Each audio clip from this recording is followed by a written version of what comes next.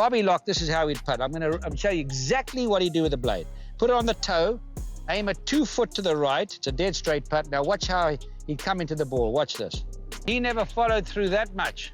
And were you a student of his of sorts? I used to watch him like a hawk because, I mean, you know, here's a man who hit the putt, and before it got to the hole, he was saying, thank you very much. Bobby Locke was banned from the PGA Tour at the height of his dominance. They feared him, but here's what they couldn't take away: his judgment. When Old Muffin Face said someone was great, it meant something, because Bobby Locke didn't hand out compliments. He cared about one thing: who could actually play golf, and in his entire career, only 6 golfers earned his true respect. The kind that comes from a man who dismantled Sam Snead 12 times in 16 matches and putted like no one before or since. So who were these 6 legends? The first name on Locke's list wasn't a rival, it was an idol: Bobby Jones. Jones never played professionally, but his shadow stretched across the entire sport. Locke respected Jones for something deeper than victories. He respected the mental game. Jones famously said that golf is played on a 5-inch course, the space between your ears. Locke lived by that philosophy. His entire game was built on mental control. Locke played a massive hook, sometimes aiming 50 yards right at the target. That takes absolute conviction. Locke saw that same mental strength in Jones. There's a fascinating detail about Locke's nickname. Many assumed he called himself Bobby as a tribute to Jones. The truth is more charming. His African nurse gave him the name as a baby because he would bob up and down in his pram, but the name stuck professionally because of Jones. Locke's father called him Bobby after his hero. So while the nickname came from infancy, its survival came from golfing royalty. Locke embraced sharing a name with the Emperor of Golf. But here's where Locke's confidence shines through. People tried to link his putter to Jones's famous Calamity Jane. Locke shut that down immediately. His putter was called My Boy or Old Faithful. He respected Jones as the visionary who built modern golf, but on the greens, Locke believed he had no equal, not even his idol. If Jones was the distant idol, Walter Hagen was the tangible mentor. The relationship between Locke and Hagen represents the most important transfer of putting knowledge in golf history. In 1937, Hagen toured South Africa with trick shot artist Joe Kirkwood. Locke was talented, but wasn't yet the putting machine that would terrorize professionals for decades. Hagen saw potential. During that tour, Hagen taught Locke a secret: the hooded putt. This was a complete technical revelation that changed Locke's life. Before we go further, make sure you're subscribed. This channel dives deep into golf history that most people never hear about. And drop a comment. Which of these 6 golfers surprises you most as someone Locke respected? Let's keep this conversation going. Hagen's technique was unconventional but devastatingly effective. He taught Locke to set up with a closed stance, right foot pulled back. Take the putter inside the target line on the backswing. Keep the face square to the target, which felt closed relative to the swing path. Then strike the ball with a hooded face to create immediate topspin. This method made the ball hug the ground and resist grain. On the imperfect Bermuda greens of South Africa and the southern United States, this was a weapon. Locke took Hagen's lesson and practiced obsessively. He refined it to a level that may have surpassed even Hagen's execution. Locke won 15 PGA Tour events and 4 Open Championships. He attributed all of it directly to Hagen's teaching. That's not exaggeration, that's gratitude. But Locke's respect for Hagen went beyond technique. Hagen was a showman, flamboyant, champagne sipping, the life of every party. Locke was the opposite: slow, deliberate, emotionless on the course. Yet he admired Hagen's ability to handle pressure. Hagen believed you should expect 3 or 4 bad shots per round and not let them derail you. Locke internalized that philosophy. He became famous for recovery shots and unshakable composure. Even Locke's attire was a tribute to Hagen's era. The knickers, the ties, the white shoes. As American golf moved toward casual sportswear in the 50s, Locke maintained the elegance Hagen defined. It was a visual signal. He belonged to the lineage of the sport's golden age. And Locke's famous saying, "Drive for show but putt for dough," is pure Hagen philosophy. Practical, money-focused. Hagen was the first professional to demand respect for golfers as businessmen and entertainers. Locke, who traveled the world playing for purses, understood that implicitly. He respected Hagen not just as a player, but as the man who professionalized the sport. Hagen made it possible for a boy from Germiston to make a fortune in America. Sam Snead occupies a unique position in Locke's pantheon. He was rival, catalyst, and yardstick all at once. Their relationship highlights the mutual respect that can exist between competitors with completely opposite styles. In early 1947, Snead traveled to South Africa for exhibition exhibition matches. He was the reigning Open champion. He possessed what many consider the most beautiful swing in golf history. The expectation was clear. The American superstar would dispatch the local champion. The result shocked everyone. Locke defeated Snead 12 times out of 16 matches. 2 were halved. Snead won only 2. This wasn't luck. It was a comprehensive lesson in scoring. Locke's putting and ball control in the wind left Snead bewildered. But here's where the story gets interesting. Snead didn't harbor resentment. He showed sportsmanship and foresight that earned Locke's eternal respect. Impressed by Locke's skill, Snead told him he should come to the States and make a fortune. That invitation changed everything. It sparked Locke's PGA Tour career. Locke respected Snead because he was secure enough in his own greatness to invite a dangerous rival into his territory. That takes confidence. Locke marveled at Snead's natural talent. Snead's swing was described as oily, effortless, aesthetically perfect. Locke was a technician who worked tirelessly on his idiosyncratic methods. He had to manufacture his shots. Snead was a physical specimen born to hit a golf ball. Locke recognized that while he could output anyone, Snead could do things with a club that no amount of practice could replicate for someone of Locke's build. Snead had the power. Locke had the precision. Their relationship was comfortable enough for banter. Snead called Locke Pie Face or Muffin Face because of his round expression and jowls. Locke took no offense. He viewed it as acceptance into the elite fraternity of global golf. When Locke arrived in America and started winning, taking 11 victories and 59 starts, Snead had predicted it. Years later, Snead would ask other South Africans about his old friend Bobby Locke. That enduring affection suggests a bond that survived competitive heat and controversy. For Locke, Snead was the American who played the game the right way. If Snead was the natural, Ben Hogan was the machine. Locke's respect for Hogan came from recognizing superior discipline and ball-striking purity that differed vastly from his own style. Hogan represented the anti-Locke in mechanics, but the proto-Locke in intensity. Hogan and Locke represented two divergent paths to greatness. Hogan famously despised the hook. He spent his early career fighting a snap hook and developed a secret to eliminate the left side of the course entirely. He relied on a power fade. Locke embraced the hook. He aimed right and drew the ball back with extreme reliability. A banana hook that started over the rough and curved back to the fairway. Despite this fundamental disagreement, Locke held Hogan in awe. He recognized Hogan's discipline as absolute. Locke admired the intensity of Hogan's practice and his ability to repeat a swing like a machine. While Locke relied on feel and putting, he acknowledged that Hogan had dug his game out of the dirt. That phrase resonated deeply. Locke knew the grind of the tour better than most. The apex of Locke's respect for Hogan solidified in 1953. Hogan came to Scotland for the Open Championship at Carnoustie. This was Locke's territory. He had won the Open in 49, 50, and 52. Hogan had already won the Masters and US Open that year. He arrived to complete the Triple Crown. Hogan won by 4 strokes. He mastered the links conditions and the smaller British ball on his first and only attempt. Locke finished well behind. He witnessed Hogan adapt to conditions that supposedly favored Commonwealth players. For Locke, who prided himself on adaptability, seeing Hogan dismantle Carnoustie was ultimate proof of genius. It was a victory of pure ball striking over local knowledge. Locke bowed to it. He respected that Hogan had secrets. Just as Locke guarded the secrets of his putting, Hogan guarded the secret of his swing. There's an anecdote where Hogan, usually reticent with praise, acknowledged Locke's putting as a weapon with no defense. Both men also suffered career-altering accidents. Hogan's bus crash in 49, Locke's accident in 60. Locke understood the grit required to return to the top. That deepened his respect for the Hawk. Byron Nelson represents the ideal of consistency and accuracy Locke strove for in his long game. Nelson retired in 46, just as Locke prepared to assault the American tour. But his legacy as Lord Byron cast a long shadow Locke admired deeply. Locke was not a long hitter. He relied on finding fairways and greens to set up his putting. Byron Nelson was the ultimate prototype. Nelson's streak of 11 consecutive wins and 45 and 18 wins in a single season set a standard of statistical dominance Locke viewed as the pinnacle. Locke admired Nelson's philosophy that accuracy was more important than distance. Nelson defined accuracy vividly, knocking your ball boy down with a shot, then landing 3 more on his head before he could get up. That philosophy resonated with Locke, who played a controlled draw that rarely left the short grass. Locke's game was a slower, less athletic version of Nelson's mechanical perfection. He viewed Nelson as the Iron Byron, a machine so reliable it rendered luck irrelevant. Locke's arrival in America in 47 coincided with the vacuum left by Nelson's retirement. Locke respected Nelson's decision to walk away at his peak to buy a ranch, something Locke, who played until injury forced him out, found fascinating. Nelson represented a purity of golf. He played for love of the strike and honor of the game. game. Different from the mercenary approach Locke was accused of, but Locke acknowledged Nelson's ball striking was the gold standard. In discussions of the greats, Locke consistently placed Nelson alongside Hogan and Snead. He recognized that while he could output Nelson, he could never out-hit him. Nelson's ability to hit the ball straighter than anyone in history was a trait Locke attempted to emulate through his own methods. Nelson was the supreme ball striker who left strokes on the green, a flaw Locke capitalized on, but one that didn't diminish his respect for Nelson's tee-to-green genius. The final member is Peter Thomson. Unlike the Americans, Thomson was a contemporary, rival, and fellow traveler from the British Commonwealth. Their careers intertwined in the 50s, a decade they effectively owned at the Open Championship. Between 49 and 58, Locke and Thomson won the Open 8 times between them. Locke won in 49, 50, 52, and 57. Thomson won in 54, 55, 56, and 58. They were the undisputed kings of links golf. Locke respected Thomson because Thomson was the only player who could consistently beat him at his own game on the surfaces they both cherished. Thomson was a thinker like Locke. He didn't overpower courses, he dissected them. Locke admired Thomson's intellect and appreciation for the subtleties of links golf, the bump and run, wind management, patience. While Americans often complained about bad bounces and blind shots on British courses, Locke and Thomson reveled in them. They shared a philosophy that golf was man versus nature, not man versus yardage book. The mutual respect was highlighted at the 57 Open at St. Andrews. Locke defeated Thomson to stop the Australian streak. Thomson had won the previous 3 Opens. It was a passing of the torch in reverse, the veteran claiming one last victory over the young dominator. Thomson spoke of Locke with immense reverence. He noted Locke's ability to curve the ball over out-of-bounds areas at St. Andrews and bring it back into play, a testament to nerve and skill. Thomson admitted to copying Locke's methods when he first arrived in Britain. Locke recognized Thomson's elegant swing and cool temperament as the future of international golf. Locke and Thomson were united by geopolitical reality. They were outsiders fighting for recognition in a US-centric world. Locke had been banned from the PGA Tour. Thomson largely avoided it, preferring the global circuit. Locke respected Thomson for carrying the flag of Commonwealth golf. They were allies in breaking the American monopoly, proving that golfers from South Africa and Australia could stand with the giants of the PGA Tour. Gary Player later said that he and Thomson had immense admiration for Bobby Locke, who took them both under his wing. This mentorship dynamic confirms Locke's respect for Thomson was paternal as well as competitive. So, what do these 6 reveal about Bobby Locke? They show us a man who valued substance over style, who respected mental toughness as much as physical skill, who understood that greatness comes in many forms. Jones taught him that golf is played between the ears. Hagen gave him the technical foundation that built his fortune. Snead showed him that natural talent and hard work can coexist with humility. Hogan proved that discipline can conquer anything. Nelson set the standard for accuracy and consistency. Thomson demonstrated that intellect and patience win on the links. Locke didn't respect these men because they were famous. He respected them because they each mastered something he valued. And in studying his respect for them, we learn what true greatness looks like. It's not about how far you hit it, it's about how well you understand the game, yourself, and the legends who came before you. Bobby Locke understood that better than anyone, and that's why his judgment still matters today.